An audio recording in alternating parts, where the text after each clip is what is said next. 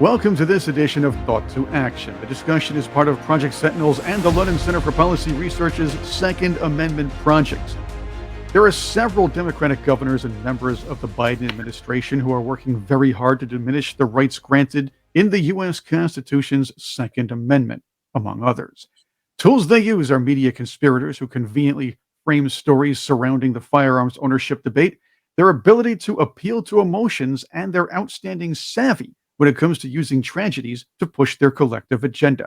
With that, May 31st is a day where many honest Americans could become instant felons. Arm braces meant to stabilize aim will be illegal if they're not registered to the government's knowledge, similarly to the way guns are.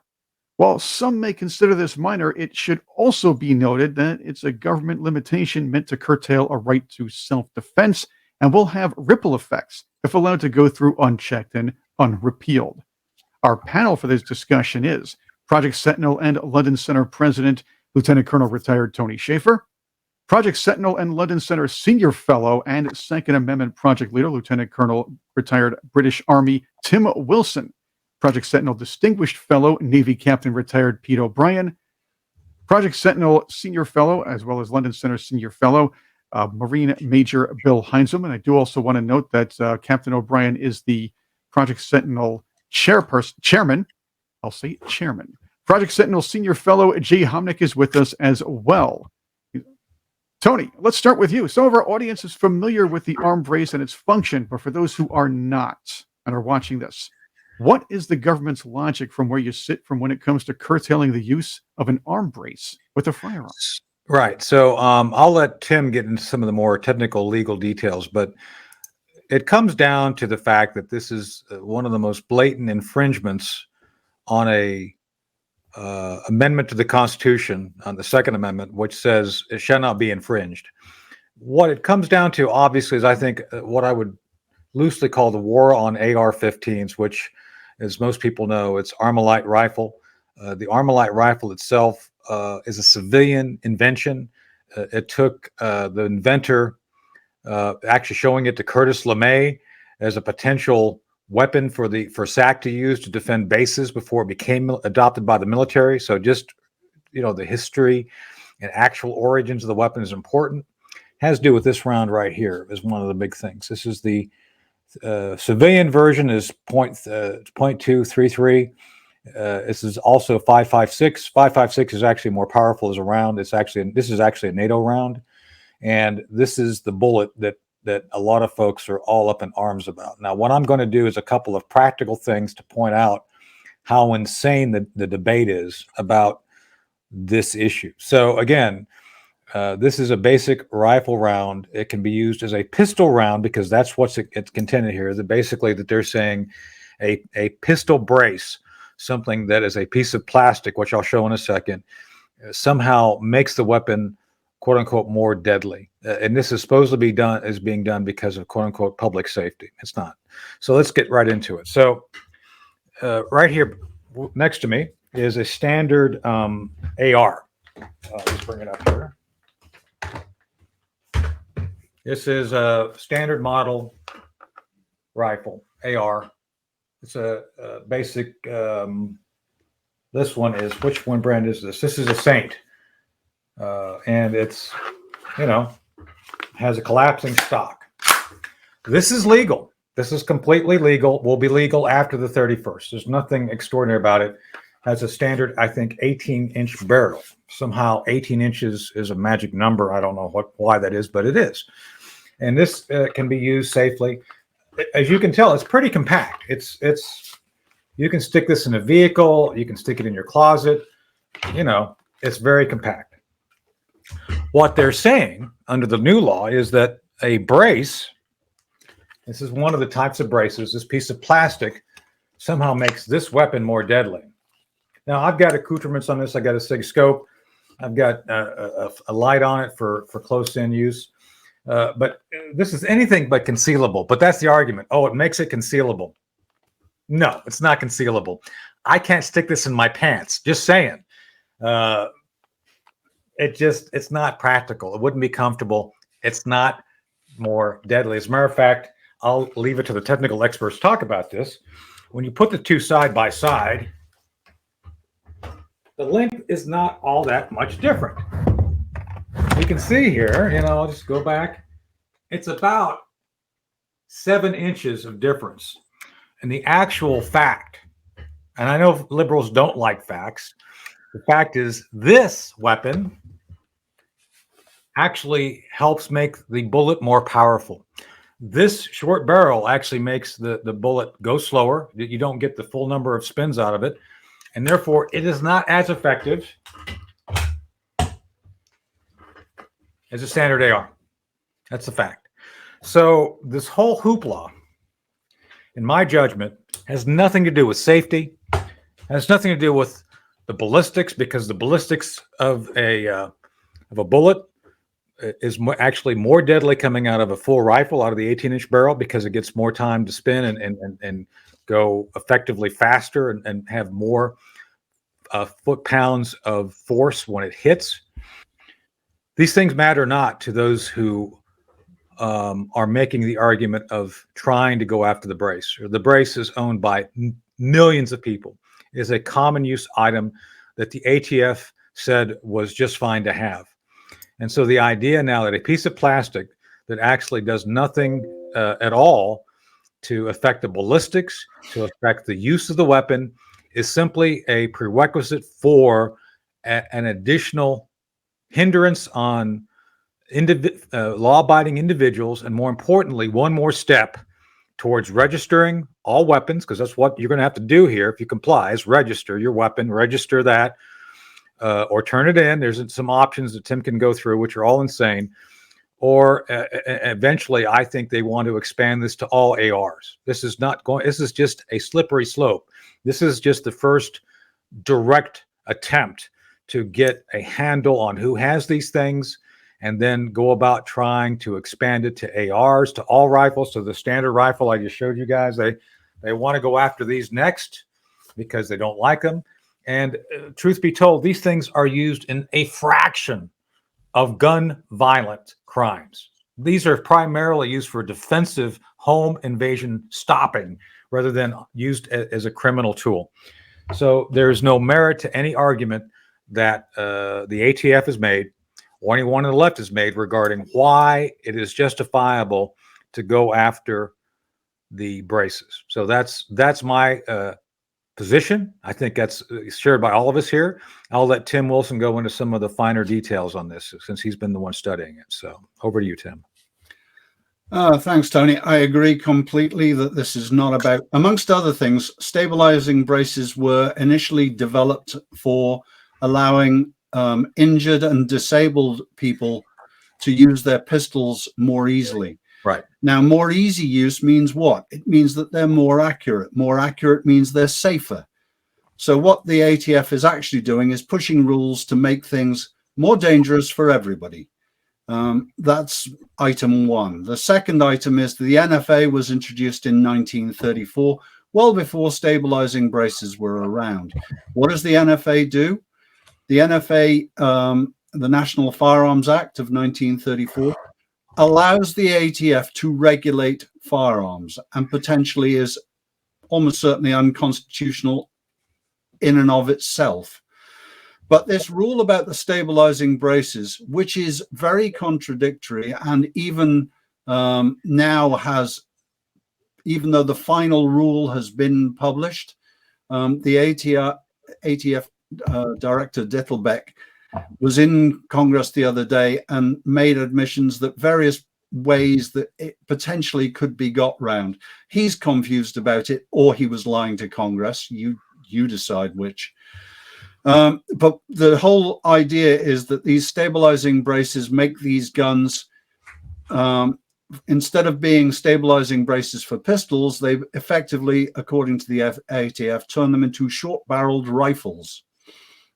And the effect of that is that because they are a short-barreled rifle, it becomes an NFA, a National Firearms Act of 1934, regulated weapon.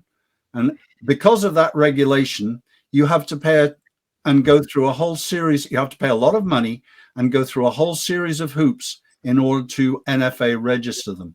There's just at the very start, the very tip, there is a $200 tax on each weapon to register it under the NFA.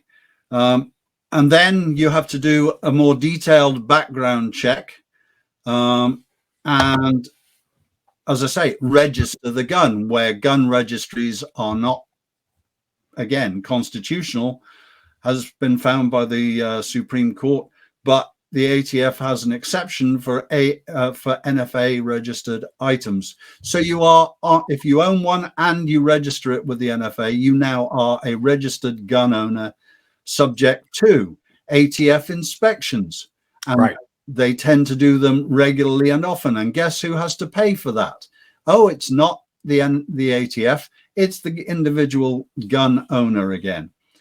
Then there are also state level laws, and you have to go through an ATF background check, which is much more detailed and intrusive than the standard background check of whether you are a criminal, whether you have a criminal record or a mental health record recorded anywhere. This is something about, are you of, quote, good moral character, which is decided by who? The person that's looking at the forms at the end of the day. So if they don't like you or they don't like your guns, you are done. You are a felon. There are in the order of 15 million of these braces currently known to be in use under different owners. And that's what we're talking about, is confiscation or destruction or disposal of these. And Dettelbeck has actually said, if the brace is stored separately, it no longer applies. However, that's not what the ATF regulations say. That means that automatically, on the passage of this law in about another 3 weeks, about 15 to 20 million Americans will become felons unless they've NFA registered already ahead of time. It's not good enough to say, oh, I'm going to register. As of the 31st of May this year, all owners of these things will be felons. And Tim, I noticed that they didn't ask when he was, Diedelbach was testifying, they didn't ask him how many folks had registered to that point in time, which I suspect the registration is not going well. Just saying. I don't think it's going well. Well, amongst other things, Tony, it typically takes somewhere between 12 and 18 months to register and get an NFA registration for a weapon. So people who apply, this rule was only made final in December. This rule was only proposed just over a year ago and has been through. If it's an 18-month delay, you couldn't possibly have achieved NFA registration by the deadline.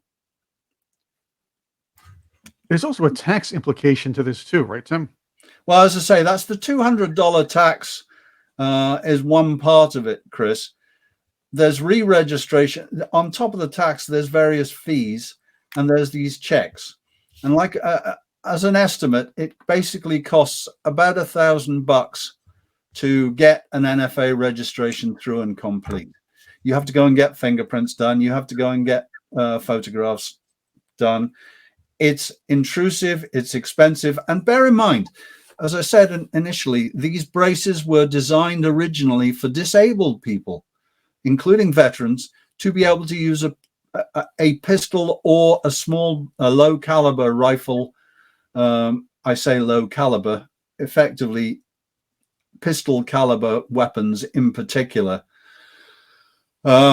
which can be up to 45, but the shortness of the barrel means they're not as powerful as full on rifles. And by the way, I just take slight issue with Tony's description of the AR-15. The modern American sporting rifle is what it is. It's not, and it's an AR-15 style. Right, I agree. Well, you're right. I mean, technically speaking, though, my point being is that it started off as a civilian weapon, period. Yep. That this was never a quote unquote military grade weapon. It was designed as a sporting rifle to begin with. That's how it started. Yep. And I would add to that, people should realize that when we talk about military grade, we are talking about weapons made by the lowest bidder. They are not necessarily the be all and end all, and they are not necessarily the most accurate, the most powerful, or anything else. I guess that the part of this that really just kind of runs up my backside here is what is the intent? Arguably, all these folks will say, well, we're trying to reduce the number of murders. And so I would then say, okay, well, let's look at how many murders we might prevent. Let's say that we sprinkled fairy dust on the situation and we eliminated not just all AR-15s, not just all assault rifles, but every rifle in the United States. Every single rifle in the United States. How many murders would that have prevented last year? About 350. Now, if we eliminated every knife in the United States, we would have eliminated 1,500 murders. Think about that.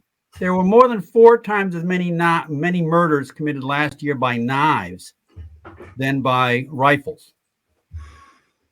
There were twice as many murders in the United States last year by fists than by rifles. No one's going out and running around saying we need to eliminate fists. No more fists. Make a fist and it's a felon. Obviously it's asinine. So you have to ask yourself, is anybody really seriously trying to reduce the murder rate?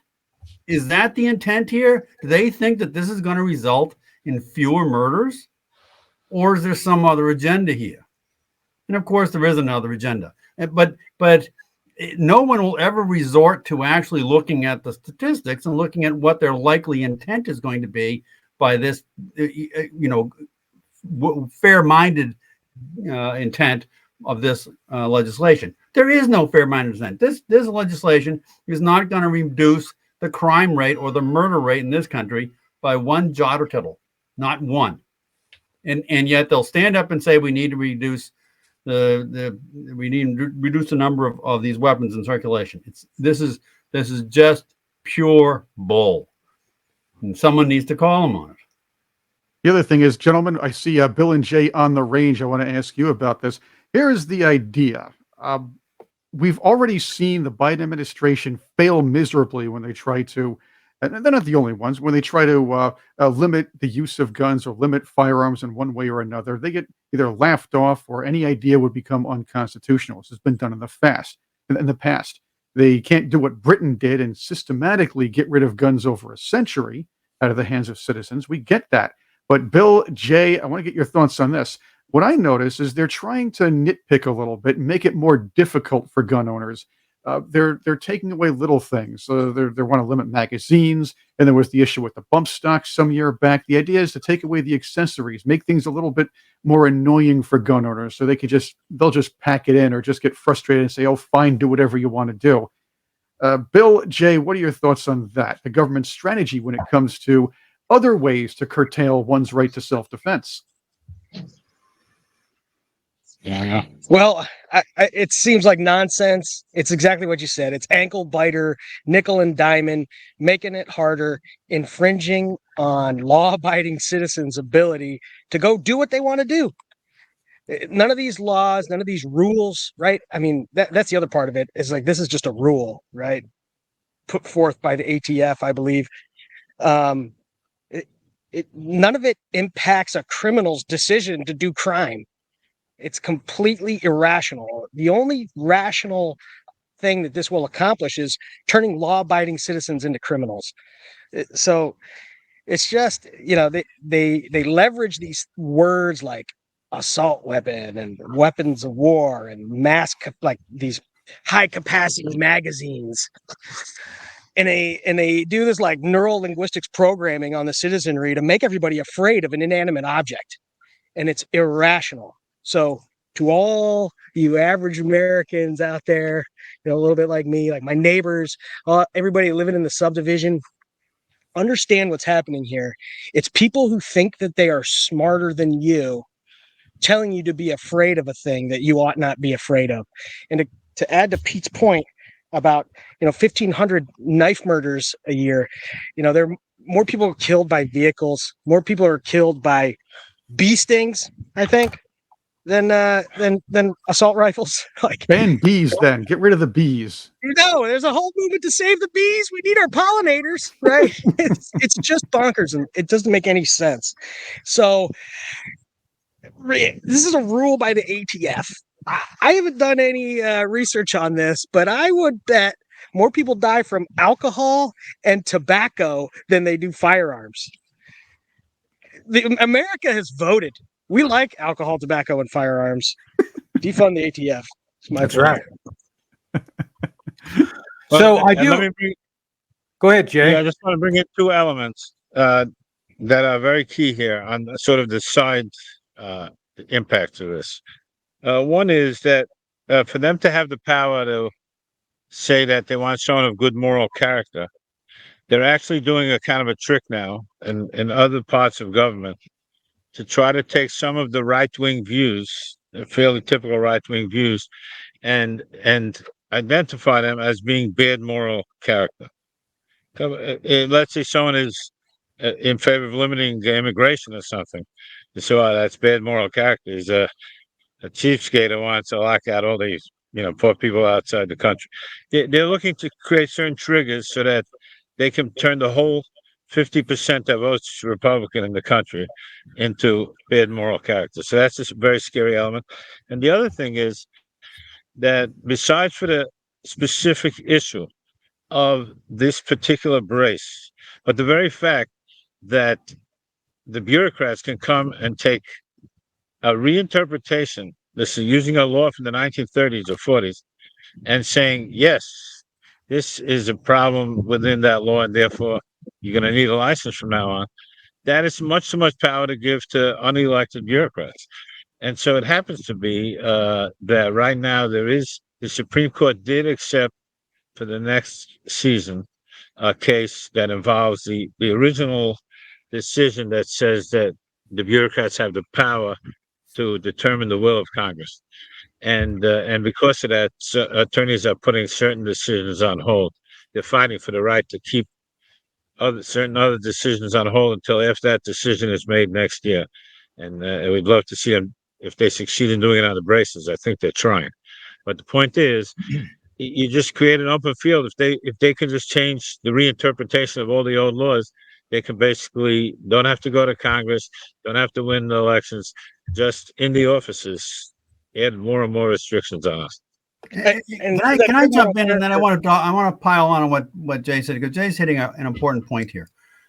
This idea that there are nameless, faceless characters in a bureaucracy, or for that matter, elected characters in our government who get to determine, who think they get to determine what is morally correct behavior.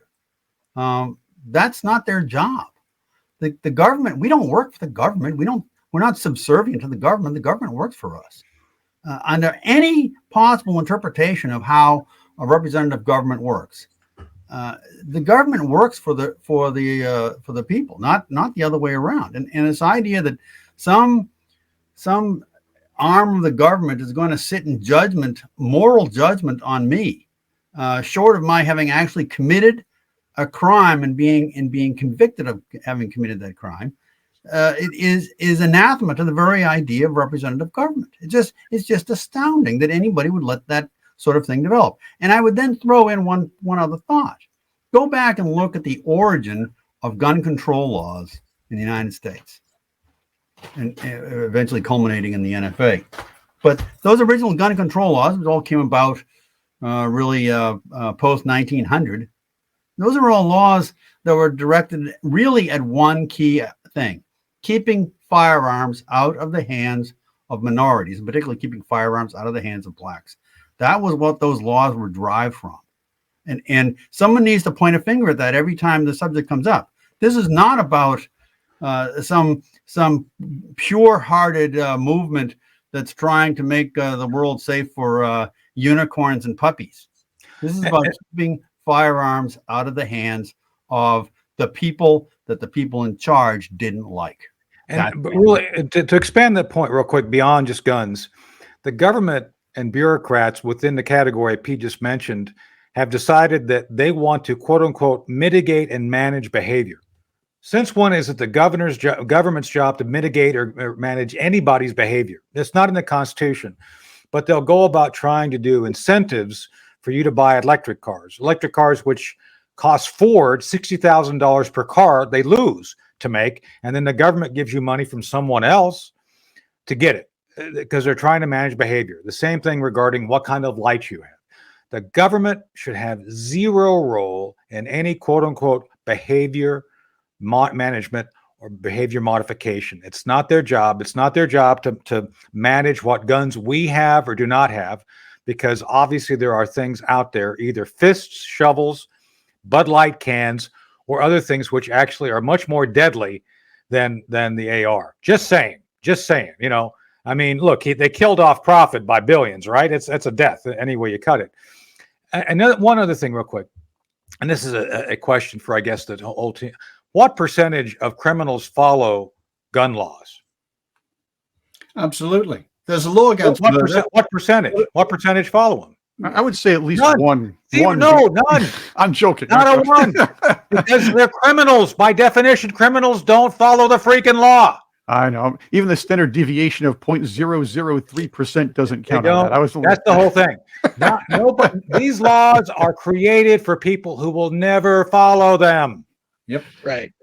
They're actually created to infringe on the rights of regular citizens, because when they're put out, they know the criminals won't follow them. May I just bring in one other factor as well, which is that stabilizing braces are very indicative of the problem, and they're a very current point. But if you go back to the NFA, one of the other parts of the National Firearms Act of 1934, it regulates silencers. Now, in European countries, which are held up as the shining example of, you know, gun-free, if you like, societies, they're not, by the way, that's a lie.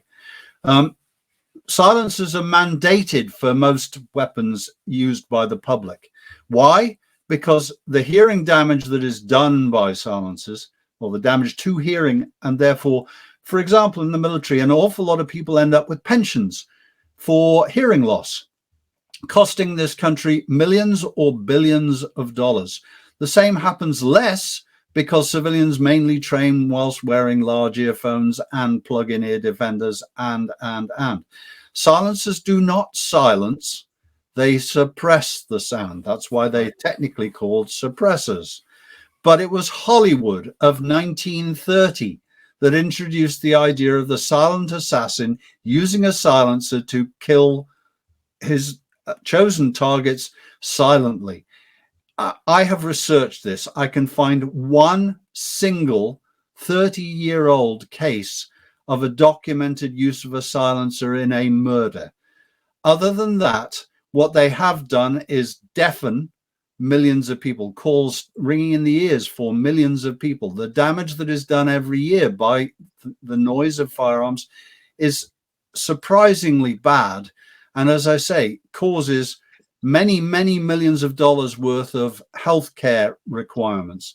All this because Hollywood suggested that silencers were bad, and the elected representatives of the era and ever since believe Hollywood over reality.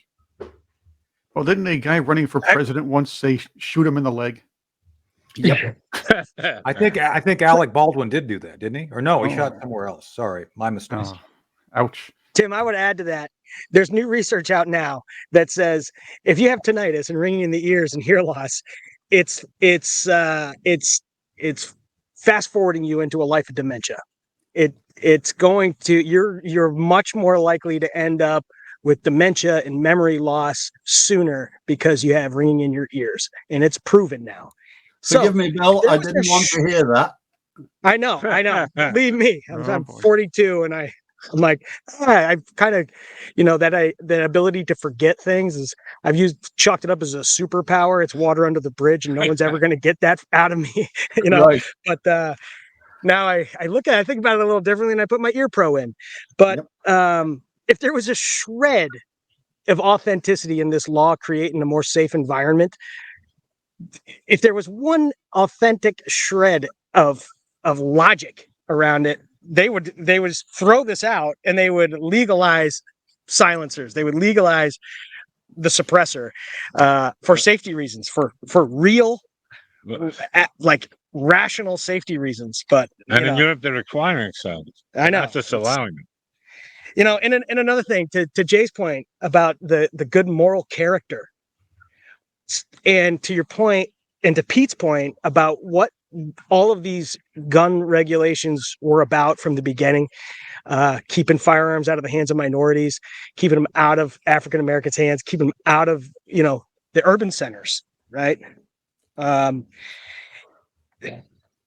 So you can still get one, right? And say you went out and you bought one of these things during the BLM movements because you didn't want people breaking into your store. You didn't want people looting your market, right, in an urban center. So you went out, you bought one of these things, and you're trying to make ends meet every day. And this was your security plan. This was it. So you put a Second Amendment sticker on the window so people know you got a gun, you're ready to use it, right? And it deterred some folks from coming in potentially, right? Yep. You're a hard target now. Well, now you're making ends meet. You managed to keep your store open through all this stuff. But now you can go out and you can buy your good moral character. It just costs you $200. That's what they're saying. And it doesn't make any sense because all it does is take the lowest income folks out of the equation. Right. And they're the ones who need it the most. Yep. And it's backwards. And the right to keep and bear arms shall not be infringed. That applies to everybody. Right. Not just some. Right. There is a lawsuit against the ATF over this. Yes. And it was challenging the constitutionality, of course, and challenging the entire idea.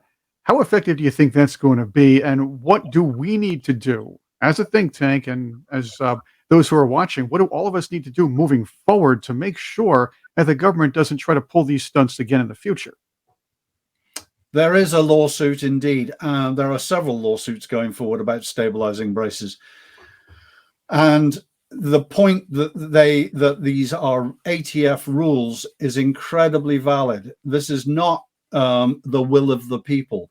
Indeed, we're now at the stage where polls are starting to. Quinnipiac's just had a poll saying 51% of the country does not support further gun restriction. That's a majority of the country, which politicians claim is what matters. Well, a majority of the country is fed up with rules like this ATF rule. And what needs to happen is this lawsuit probably will succeed in the recent record under Bruin and Heller of the Supreme Court shows that they believe the Constitution does override these bureaucratic rules. So support your local politicians who support constitutional carry of firearms. And another thing to think about, I think, is the Diedelbach testimony. I mean, it was very clear that members of Congress, Jim Jordan and others, were pointing out that the Congress made no such law to support the idea of going after a piece of plastic. And I think, as to Tim's point and others' points, this is a overly ambitious interpretation of the Firearms Act by the fact that it is a pistol at best. Their issue is it makes it more concealable or makes it, more easy. It's like it doesn't. It's actually designed for people who have disabilities. And even as it's written right now, and I've looked at the rule, I don't even know which braces are legal or not legal based on the way they wrote it. So I think the enforcement is going to be problematic at best. And the other thing I've pointed out before, are they really going to arrest 20 million people? I'd like to see that. I really would like to see that. Well, but this gets back to a simple point here. Here's a law on the books that essentially allows the government to hit you with a hammer if they decide they don't like you. No doubt. Is that if for some other reason your name pops up, then they find out that you have one of these braces, Now they can whack you with this and drag you into court and accuse you of having committed a felony.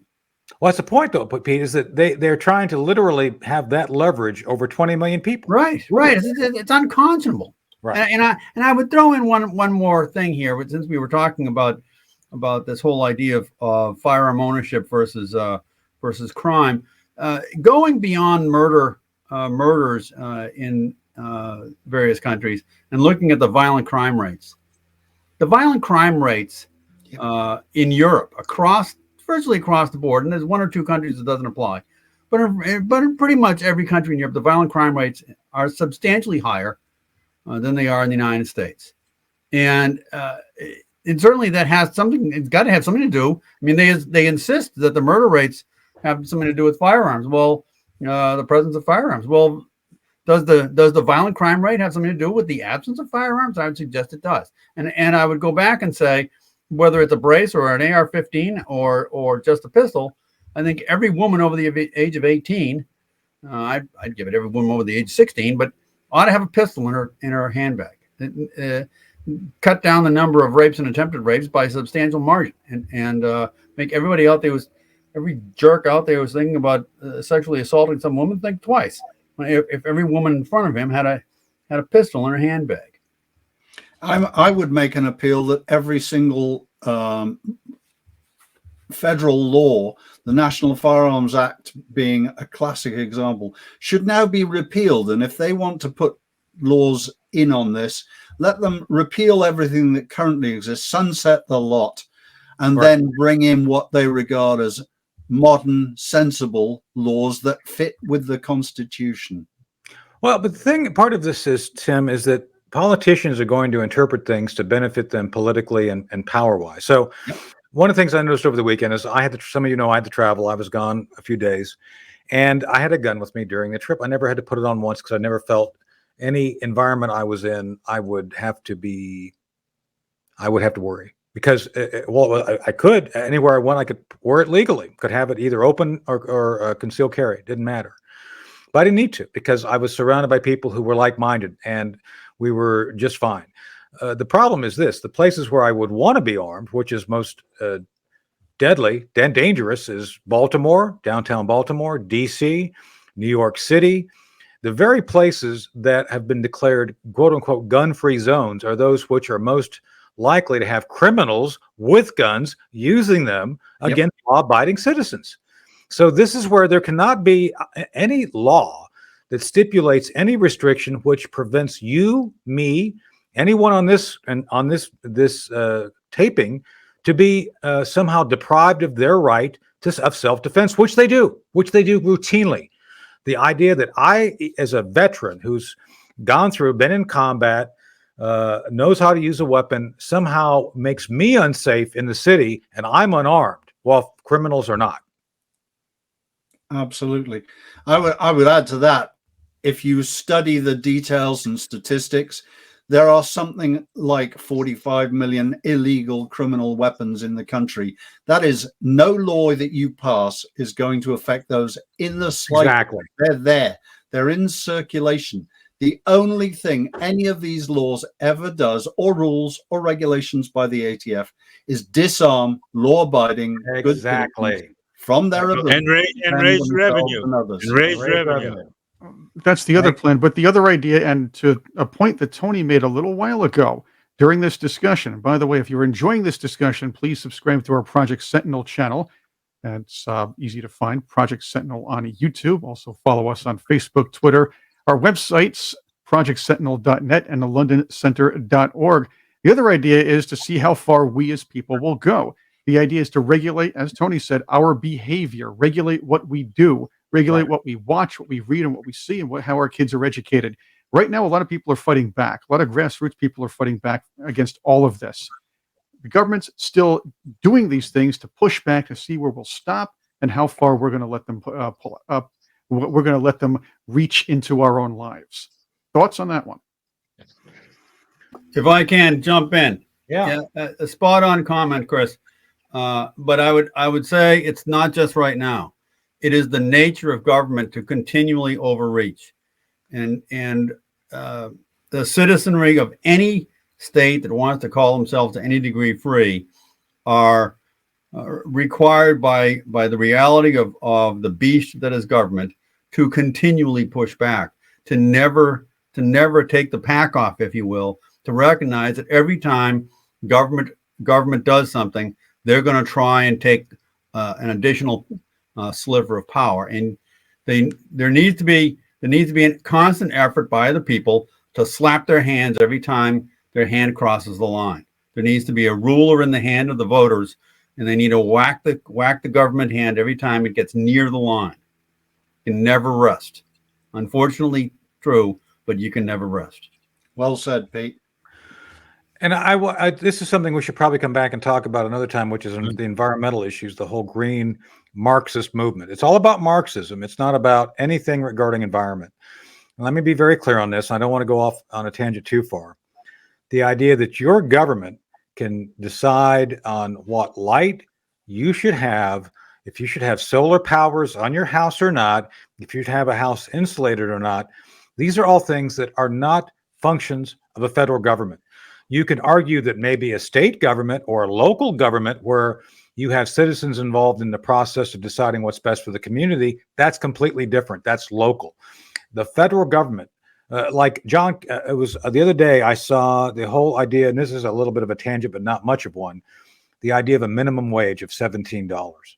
$17 may work in some places as a living wage. Other places, can you imagine $17 an hour in New York? You're not going to live off that. So the whole idea that the government should decide anything regarding local issues, regarding economics, behavior patterns, anything is insane. It should not happen. The federal government's job is to regulate overall behavior of states, of how states interact, of commerce, of things to do with national security. The last thing anything should happen within the federal government is telling any individual in his home, in his car, and how we live our lives, what we should do or not do regarding our behavior. That is not acceptable. It's not in the Constitution. There's not a single, even half an article or amendment which says the government has any role to mitigate our behavior. Criminal behavior is different. You can have criminal statutes on the law where if you infringe on someone else's rights, that's different. But there's nothing in the Constitution that allows the government, under normal circumstance, to infringe on our lives, which they do constantly.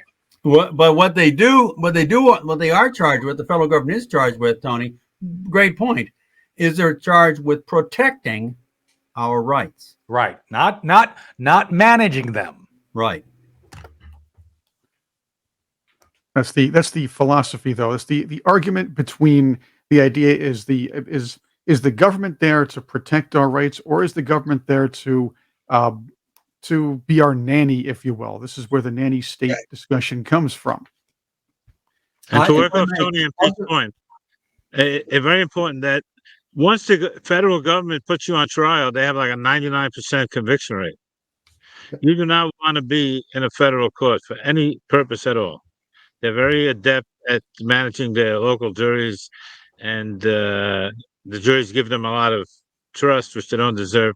And pretty much, and plus they keep you in jail for long periods of time, come up with all kinds of excuses why they're delaying the trial, and the judges will give them a lot of slack. So it's brutal. You do not want to be in their hands for anything at all. And state you can deal with more or less, but a federal court system, horrible. Once they charge you with something, boy, you're in for the ride of your life, and not going to be fun. If I could add quick, Tim, if we could put in, or Chris, if we could put something in, like in a link, the link to the ATF where people have this time frame to chime in with their thoughts about why this is unconstitutional. I'm sure the ATF has, they have a link on their website where you can do that. And I was just asking, it's closed. It's closed already.